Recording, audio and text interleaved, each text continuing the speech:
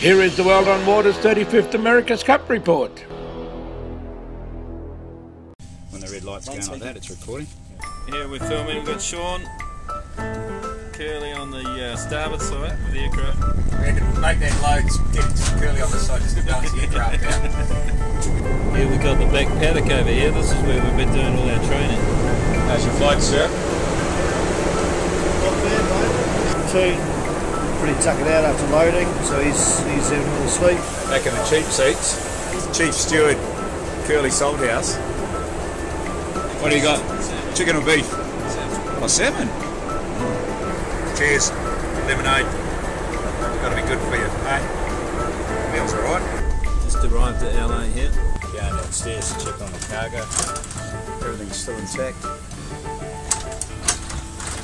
How'd you enjoy your visit to the US there, Chris? Fantastic, love it. Some nice people here, isn't there? God bless America, Sean. Got a new flight crew getting themselves set up at the front there. Galley's full, hopefully. It's not. We're about to take off again. Luckily for us, we don't have to read any of the safety manuals or any of the plane manuals or anything like that, because what we've got with us is that, and he knows everything. How's our stopover been in LAX? Been a ball ache. Been a bit of a ball ache? Yeah. I ended up with a real shit job. Yep. Filling the latrines. The Our good lavatory. man Willem here, he was overworked, but it's a good thing he's got a couple of good Kiwi blokes with him, because we chipped in. They're a pretty handy guy to have around, really. If you've seen the movie The Martian, that's There's a boat down there. Touchdown.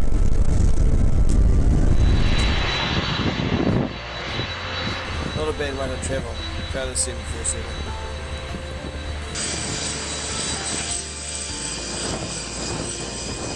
I don't know how to turn this off too.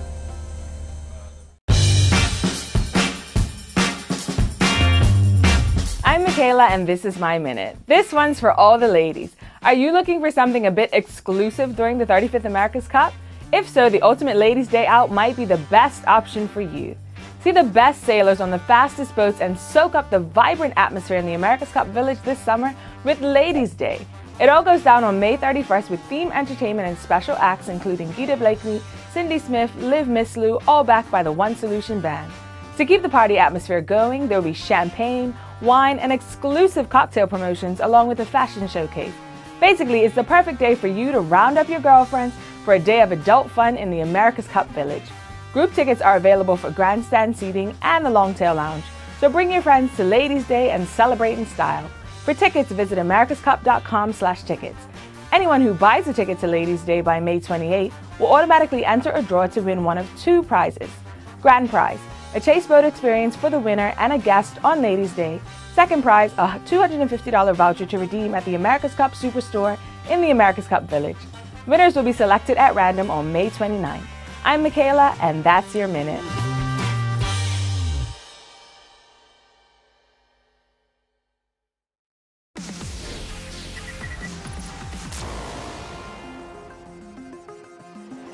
The reason for the bow down attitude is because the boats have to set up for a certain rudder range for the race, and you're allowed at 3 degrees offset.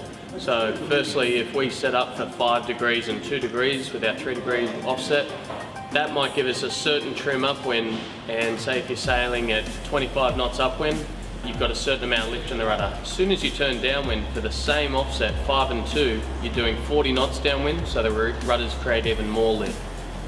When you're going downwind, you always have to sail with more bow down trim, and upwind is a little bit more bow up, but what we choose the rudder setting for is the upwind leg. We want a level boat upwind, and then downwind we're prepared to make that sacrifice to be a little bit bow down. To us, that's worth it.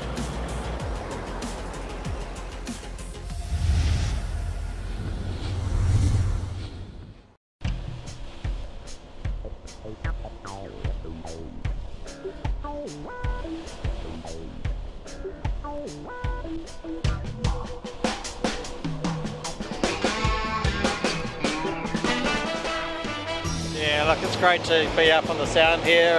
We're out today just having keeping an eye on the other teams. We've got BAR and the French out, and you know, they're going pretty well. It's impressive to see these boats sailing. It's always pretty exhilarating. They are pretty cool. And there's bits and pieces we're learning, so it's going to be really interesting to see how the teams improve over the next couple of weeks. On a day like today, this is as good as it gets. Perfectly flat water. We haven't really had a cloud in the sky. It's been, you know, perfectly flat water, and we're 12 to 14 knots. It's a glamour.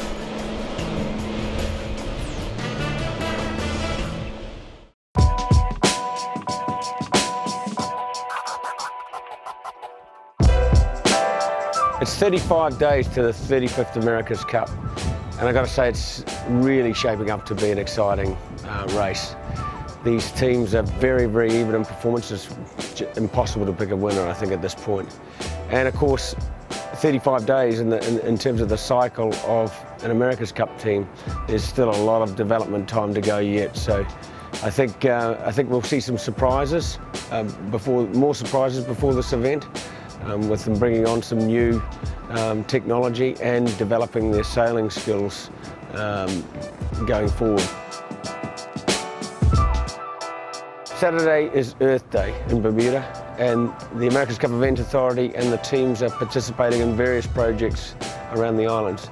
It's obviously critical, and as a sports person involved in the America's Cup, we really like to think that we are caring for the environment, and it's great to participate in these projects that really are going to make a difference.